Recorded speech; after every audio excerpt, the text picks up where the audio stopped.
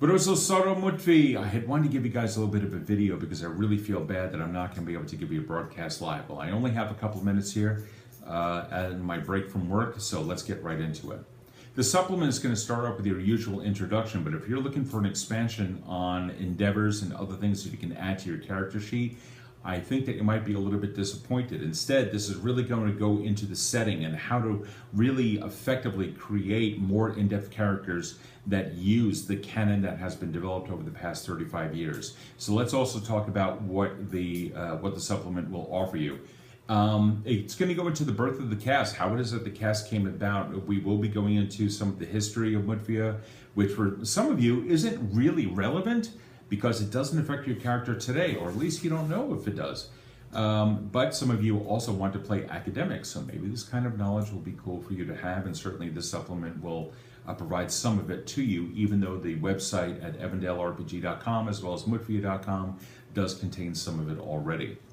The supplement will also discuss what host items are. What are they? What can they do? What are they? How are they used? How do you create one? And can they be destroyed or transferred?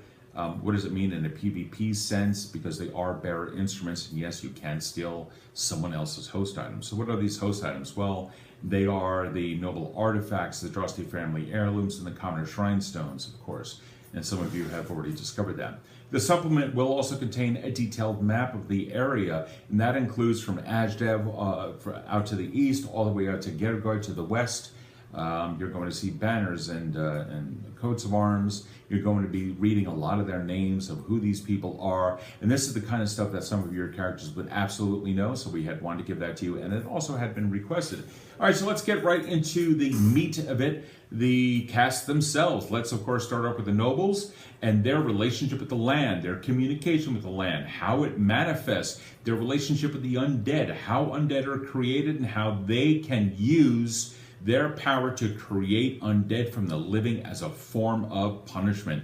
This is a nasty, nasty thing. Now, typically in fantasy RPGs, we tend to view the undead as a very awful thing. You know, we are inundated with zombie movies and zombie TV shows and zombie this and zombie that. So we never quite think of the undead as something that could be good or at least neutral in design.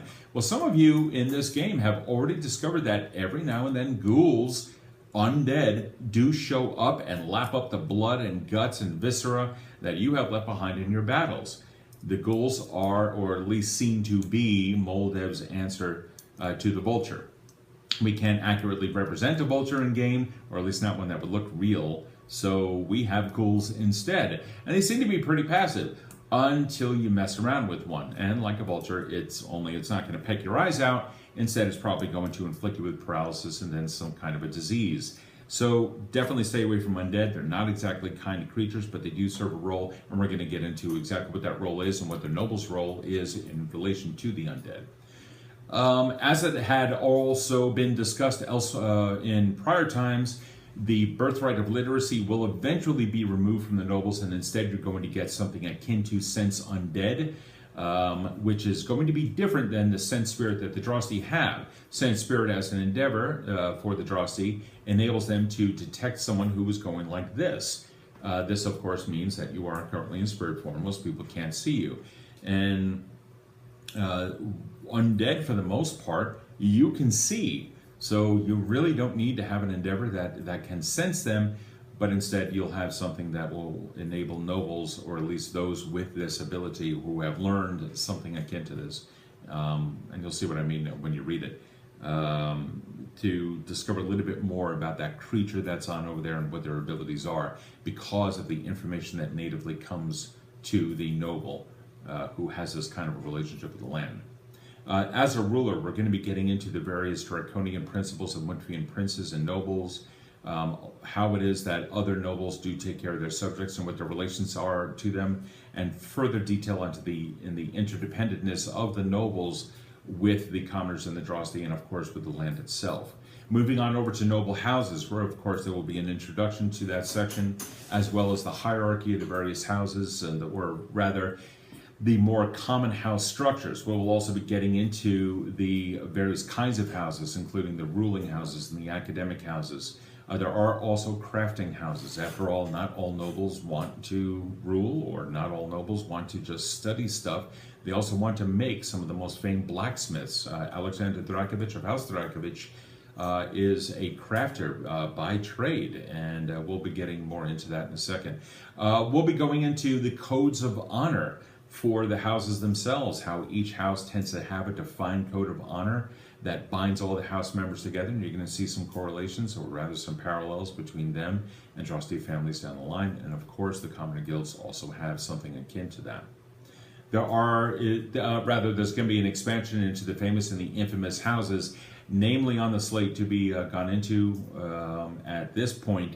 To make it into the supplement, we have House Dragovich, House Svei, House Ranov, House Gergoi, and House Maristev.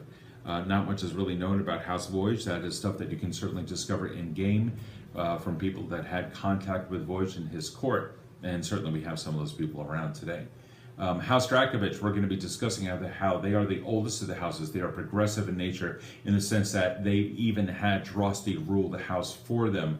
And we'll know more about that as the game continues. They also have within their bounds a holy site to people who worship Nordaga, the old patron deity of Mutvia, which some of you, actually many of you, have now learned about. We're going to be getting into House Svei, and while it, along with House Dragovich, are very far away from where the setting is, these are houses which could have an effect on where your character comes from, and we wanted to provide you guys with some of the outliers of noble culture. And certainly Dragovich and Svei represent them. House Svei is more of an academic house. They are steeped in magical study. The house founder itself was not born in Mutvia, and the entire house is considered extremely vicious in its temperament towards outsiders, extremely xenophobic, and considering that they are pretty much one of the lone houses to the far southeast of even Maristev itself, which is way to the south of us in Moldev, they are still a house which is able to withstand the consistent attacks, and it's the methods that they use, that the nobles have at their disposal against the incursions of House Maristev. As well as the relationship that they have with the commoners and the Drosti there. So here you already see two houses that are not alike in dignity, but are alike in that they deal in how they deal with the commoners and the Drosti within their realms. Of course, we will also be going over House Ranov and House Gergoi, which are two houses that immediately border your own homeland here in Moldev, or what used to be known as Vojesti. And we will also see within House Ranov and House Gergoi how they are both noble born, and they both come from long lineages of nobles here within Mutvia, but they are different in their origins. House Ranov, we go into how the founder of House Ranov was a farming peasant who had turned into a prince, and that they are fair but extremely strict. While in House Gergoi, also native born, they are rather tyrannical in nature, and they have a very hardline view of the Drosti, conducting almost monthly or annual, in the very least, pogroms against the Drosti. And why it is that they do that, and how the Drosti take a view of such oppression of their people, and what not having Drosti inside of your borders actually does do to your domain. Well, of course, we will also be going over House Maristev. You've heard us talk about it, but you've not really been affected by it. But House Maristev is one of those houses that is rather unusual in that their culture is really not even considered Mutvian anymore. They have different festivals, different feasts, according to rumor. And for those of you that don't know, House Maristev has taken over fully half of the country of Mutvia. That was part of the setting when we had our first game in October of 2016. We will also be going into how to found a house, what it means to be a member of a house, as well as, of course, the house artifacts, how they grow, how they can benefit a house, etc. We will also be going into noble magic, which will include rituals of the land. We will also be going into expanded archetypes, which is going to include one that is going to be available for, it's an archetype, which is just a concept of a character that you can have. but we're going to be stepping into a new arena, pardon me, and it is called the Petitioner. The Petitioner is going to exist for all 3 casts, and you guys will see why in the supplement. We will be having some expanded endeavors, such as Calm Undead, which is akin to the Calm Spirit that the Drosti have for their pets, if you will. You will have Calm Undead and a couple of other things there for the nobles. All right, so let's move on over to the commoners and blast through that. So what does it mean to be a commoner within Mudfia? Of course, we're going to be covering that. And what is their relationship to the Sanji? How is it that they have this relationship to the Sanji? After all, they seem to be the only cast members that can, at birth, heal the Sanji, or at least some commoners at birth can heal the Sanji, meaning at character creation. What is their relationship to nature itself? We're really going to be expanding into that. We've not really delved into that much, and why it is that they really view Nordaga as kind of theirs. Let's get right into the guilds. Here we have an introduction to the guilds. We're going to be going over the various kinds of hierarchy that are available within guilds, the various kinds of guilds, which includes crafting, service guilds, clubs, just clubs because here you have a mutual interest in something, secret societies and illicit guilds, what exactly these things are. We're also going to be going over the various notable guilds, such as the Stonemasons, secret societies, the Black Rose. What is that? We're going to be creating, or not creating, we're going to be going over the Hammer and Thorn, which are the Monster Hunter Guild. The various charm makers, which of course have all of Rojidi in them, and we'll be expanding a little bit on the Rojidi, the Kirkashoi, and some others as well, to really explain their role within Mudfia and why it is that they are considered illicit or feared, etc. We're going to be going into the various problems and attitudes that commoners have who have illicit endeavors, and really explain a little bit more about that. Of course, we will be going into how to found a guild, what it means to be a member of a guild, the hierarchies of guild, like I said before, guild shrines and the various shrine stones, what purposes they serve and how they benefit the commoners who belong to that same guild. We will also be going over commoner magic, which includes rituals of life and death and blood magic and various rites of passage, which you will also see, though in their own right, very different from the Drosti. There will also be expanded archetypes, different ideas as to, of characters that you guys can portray, really expanding out and kind of giving and hopefully conveying the notion that there's a lot you can do with your characters and you are not restricted to just some silly stats on the character sheet. In fact, the true nature of character creation within Mudfia is don't concentrate on skills, don't concentrate on that kind of stuff, but rather let your imagination fly and figure out what it is that you can be. Work with us, ask questions. It would be cool if I were to create a character who is a great way to start off any conversation when it comes to that. For some endeavors, speaking of endeavors, we may have some stuff in there, including again, what your relationship is, or what the commoner relationship is to the Sanji and to nature itself. There's going to be some endeavors which are going to be reflecting that relationship. We're also going to get into something that some of you commoners, if not most of you commoners, had discovered at the last event, which is commoners can band together and accomplish incredible, mighty things. Something that you guys have already done twice now in a single event. Or no, excuse me, twice now in so many events. You manage to all come together and through the power of the commoner will achieve a shrine stone, which is, there's no rules for that. You guys didn't do anything according to any game mechanic. Instead, you went on out there and you embraced this very notion of DKWDDK, and it was your passion that allowed it to succeed. It was your use of props and the intent behind it that really caused it. If you guys had just come around and decide, nah, we're going to kind of do this, it wouldn't have succeeded. It was your passion that did it, and that's really the key of a commoner and all of their successes in the past.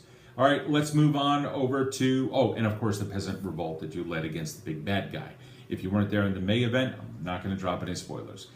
The Drosti. Well, the Drosti, of course, we're going to be getting into the origin of the Drosti. Who was the first Drosti? How did the Drosti ever really come to be? Moving on into the family of the Drosti. Of course, there will be an introduction as to what it means to be a member of a Drosti family, or why families are so damn important to the Drosti themselves. We're going to be going into the various hierarchies of your typical Drosti family, what being a member of a Drosti means, what being a member of a Drosti family means, and that includes if you are of the blood or if you have been adopted into a Drosti family, which is, of course, one of the ways that they recruit members. There is also the code, which is kind of like an honorable code, but across the various distances that Drosti have, and they don't really have a communication network aside from runners that go back and forth between the various family territories. There are codes that do bind the family together, and when they do come together in the various rites and passages, etc., the Drosti will be able to unify under that code. So we'll be getting a little bit into that. As I had just said, there will be various rites of passage as well, which is described, which is akin to the ways that commoners can ascend through the various ranks within their guild, or how nobles can rise from being a stable hand, though noble in birth, and all the way up to the position of prince. Much of this is all role-playing. We're not talking about the creation of new endeavors and that you have to do X thing number of times, but again, rather to give you guys the concept of what it is that is possible and what it, and what you can look for. There's also going to be a section in there about notable families, just like there is up on the website. We're going to expand out on that. We hope to include, of the notables, the famous and the infamous, at least 5 in each, to give you guys an idea as to what your stereotypes are, as well as who the outliers are, to really demonstrate what it is that's possible amongst the families, the houses, and the guilds themselves. There is also going to be a section dedicated to family heirlooms, what it is that they can do, how they can benefit the various family members, what it means to be benefited by it, what it is itself, etc. So just like all the other host items, we'll be getting into that. There will also be a chapter within the Drosti section that is dedicated to the Sulavi. The Sulavi is the Drosti homeland in the Vale. It is that mythological place that all Drosti hope to one day achieve entry to, the various concepts of it. Whether your character believes in it or not is completely up to you. But Sulavi is actual Mutvian. It's currently up on Mutvian.com, broken down into its various constituent words, and you can find out what it really means if you really want to find out. But it should give you an idea as to where we're heading with that, and I hope that you guys really like that. Moving on over to Drosti Magic, and much like the other 2 casts have their own brand of magic, the Drosti Magic is going to include rituals of the spirit, rituals of the family, various things that the Drosti will be able to do that affect those 2 things. We will, of course, be going into some expanded archetypes, give you guys ideas as to what it is that being a Drosti in Mutvia means. After all, while we have spent a good amount of time talking about Drosti and the spirits, not all Drosti are into spirits. Some consider them kind of and some families don't want to have anything to do with spirits. They're tired of the notion all the other families do that. There are crafting Drosti families. There are some Drosti that just go around and have a good time and live life, and that's their entire thing. Up on the website at Mutvia.com, we've kind of gone into that with an explanation of one of those families. But you will definitely see more on that as well. We're also going to go into something else that the other cast will also receive the same kind of treatment, but this is something that really provides a reason why nobles despise Drosti, and that is, according to rumor, the Drosti ability. You're hearing this right now for the very first time.